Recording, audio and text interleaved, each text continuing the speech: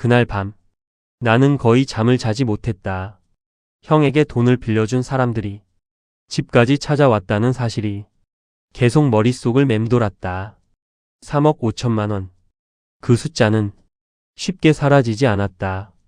나는 거실 소파에 앉아 있었다.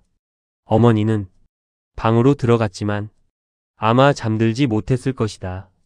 집 안은 조용했다. 벽시계 소리만 천천히 흐르고 있었다. 나는 천천히 일어났다. 그리고 다시 아버지 방으로 걸어갔다. 문을 열자 아버지의 냄새가 아직도 남아있는 것 같았다.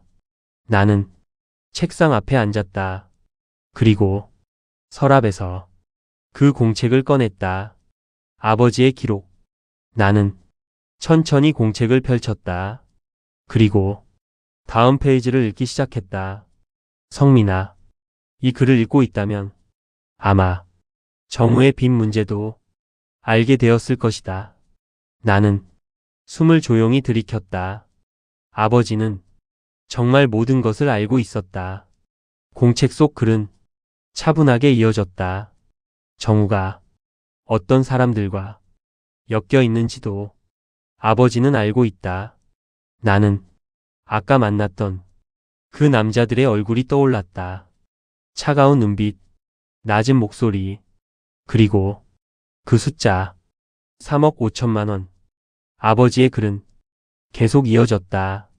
아버지는 정우에게 여러 번 사업을 그만두라고 말했다. 하지만 정우는 듣지 않았다. 나는 그 문장을 읽으며 조용히 고개를 숙였다. 형은 고집이 센 사람이었다. 한번 마음먹으면 잘 바꾸지 않았다. 공책 속 글씨가 조금 더 길어졌다.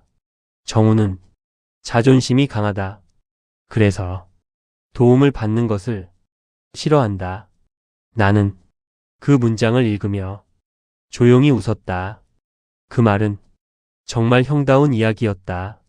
하지만 다음 문장은 내 마음을 무겁게 만들었다. 그래서 아버지는 다른 방법을 생각했다. 나는 숨을 멈췄다. 다른 방법? 나는 다음 문장을 읽었다. 정우가 스스로 멈추게 만드는 방법. 나는 잠시 공책을 내려다봤다. 아버지는 도대체 무엇을 계획했던 걸까?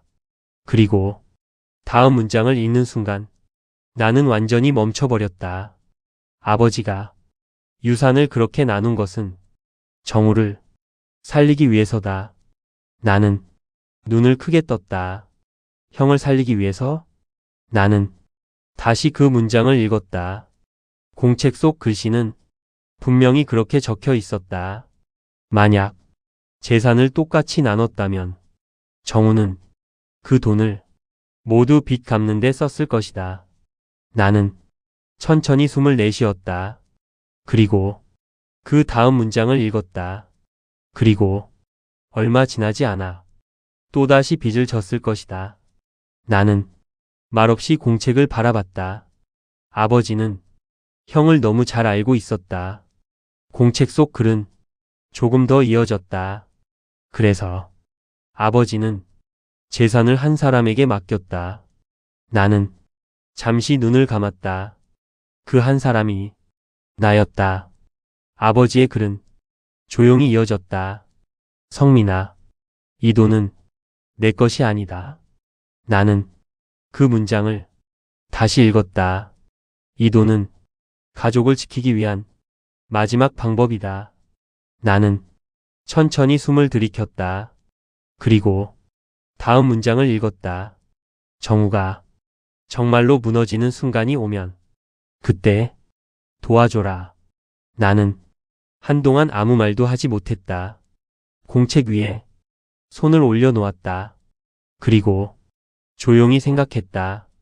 아버지는 모든 것을 알고 있었다. 형이 빚을 질 것이라는 것도, 그리고 언젠가 무너질 것이라는 것도. 하지만 그럼에도 불구하고 아버지는 형을 포기하지 않았다. 나는 마지막 문장을 읽었다. 성민아, 형을 미워하지 마라. 나는 눈을 감았다. 그리고 아버지의 마지막 문장을 읽었다.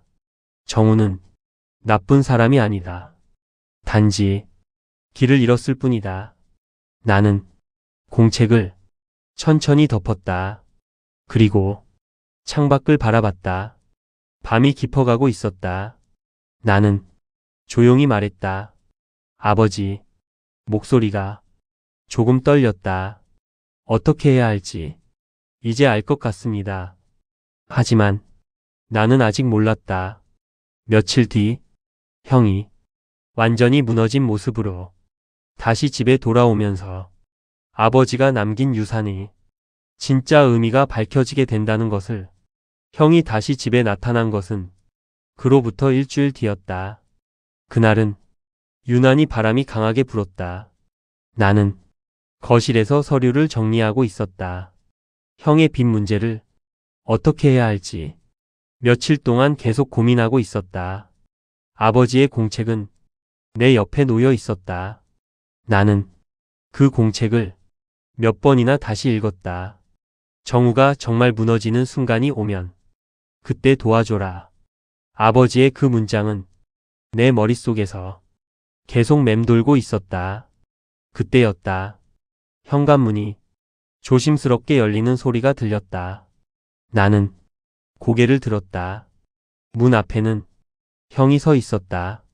하지만 나는 순간 형을 알아보지 못했다. 형의 모습은 완전히 달라져 있었다. 수염이 자라 있었고 옷은 구겨져 있었으며 얼굴은 창백했다. 형은 천천히 거실로 들어왔다.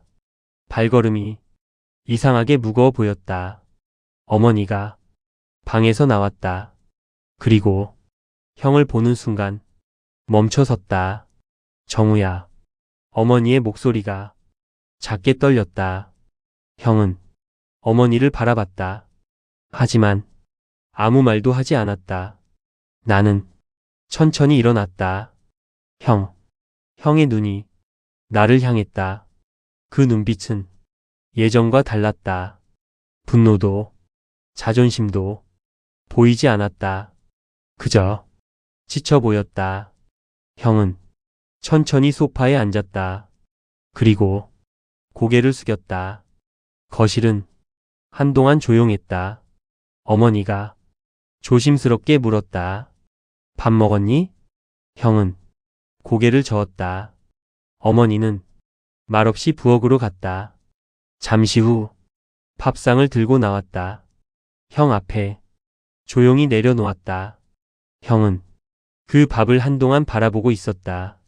그리고 천천히 숟가락을 들었다. 형이 밥을 먹는 모습은 어딘가 낯설게 느껴졌다. 마치 아주 오랫동안 밥을 먹지 못했던 사람처럼 조심스럽게 먹고 있었다. 나는 그 모습을 말없이 바라봤다. 그리고 문득 어릴 때 생각이 났다. 형은 어릴 때도 밥을 빨리 먹는 편이었다. 항상 먼저 먹고 밖으로 뛰어나가던 사람이었다. 하지만 지금 형은 전혀 다른 사람이었다. 밥을 다 먹은 뒤 형은 천천히 말했다. 성민아. 나는 조용히 형을 바라봤다. 형이 잠시 망설이다가 말했다. 그 사람들 왔었지. 나는 고개를 끄덕였다. 형은 눈을 감았다. 그리고 작게 말했다. 미안하다. 나는 그 말을 듣고 순간 멈췄다. 형이 나에게 미안하다고 말한 것은 처음이었다. 형은 고개를 숙인 채 말을 이어갔다. 나 다 망했다. 거실이 조용해졌다. 형의 목소리는 힘이 없었다. 사업도 끝났고 형은 잠시 말을 멈췄다. 그리고 작게 말했다. 돈도 없다. 어머니가 조용히 형의 어깨를 잡았다. 하지만 형은 고개를 들지 않았다. 나는 천천히 물었다. 빚 얼마나 남았어? 형은 잠시 대답하지 않았다. 그리고 조용히 말했다. 이자까지 거의 4억이다. 나는 그 숫자를 듣고 숨을 내쉬었다. 하지만 놀라지는 않았다. 이미 어느 정도 알고 있었기 때문이다. 형은 천천히 말했다.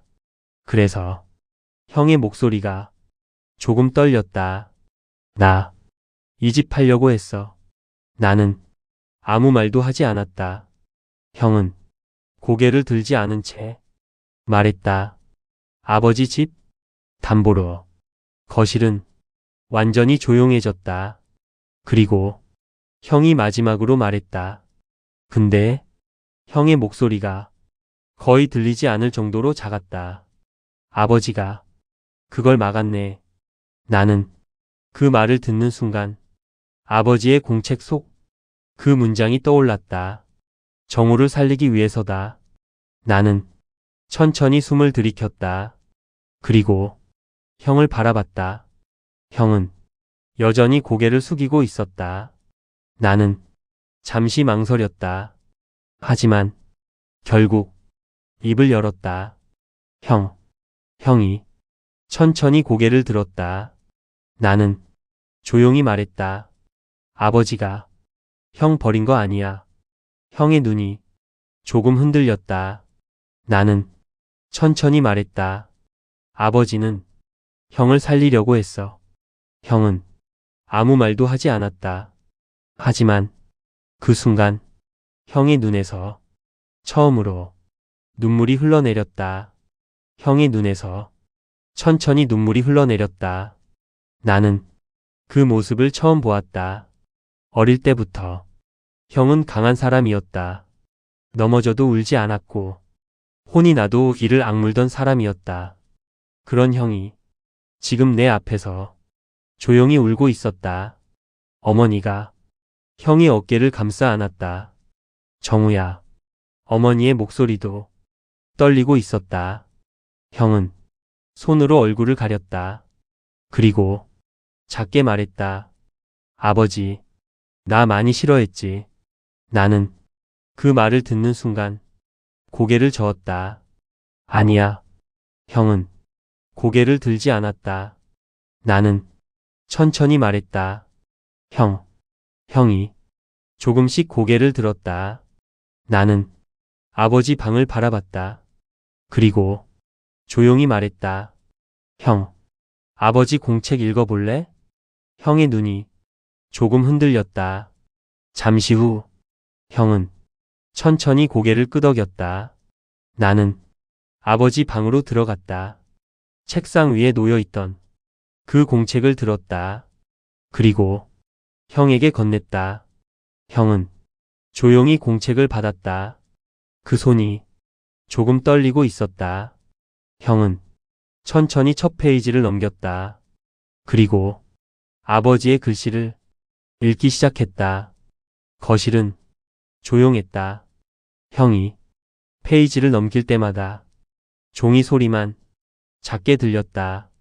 나는 형의 표정을 바라보고 있었다. 처음에는 굳어 있었다. 하지만 조금씩 형의 얼굴이 변하기 시작했다. 눈이 조금씩 젖어갔다. 형은 한참 동안 말없이 읽었다. 그리고 마지막 페이지에 도착했을 때 형의 손이 멈췄다. 형은 그 문장을 오래 바라보고 있었다. 나는 그 문장이 무엇인지 알고 있었다. 아버지가 마지막에 남긴 그 문장. 정우야, 아버지는 한 번도 너를 포기한 적 없다. 형의 어깨가 천천히 떨리기 시작했다. 그리고 형이 처음으로 크게 울었다. 아버지, 그 목소리는 아이처럼 떨리고 있었다. 형은 얼굴을 가린 채 울고 있었다. 어머니도 눈물을 닦고 있었다. 나는 말없이 그 모습을 바라봤다.